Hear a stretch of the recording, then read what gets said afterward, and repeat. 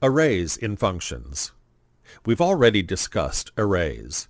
They are covered in detail in preceding chapters. However, this section discusses how to pass the arrays as arguments to the functions, because this is an exception that goes beyond the normal parameter of call by value. When an array is used as an argument of function, its address is passed to a function. It is an exception to the call by value parameter passing convention. In this case, the code inside the function operates and potentially changes the actual contents of the array used to call the function. Let's consider the example.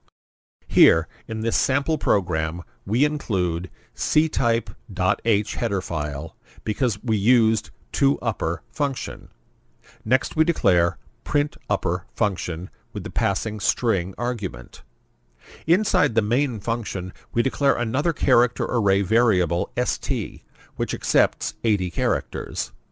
And then we input to the variable st using getS function before the text message will be shown.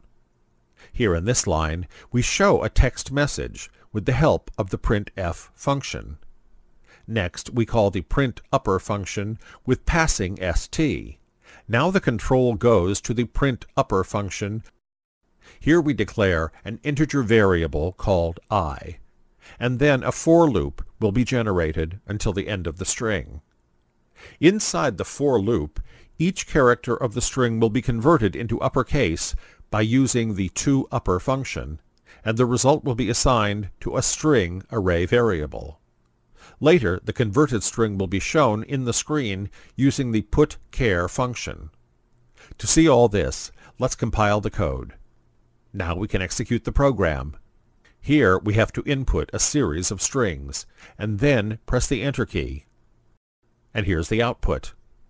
I hope this lesson helped you to understand about working with functions with arrays.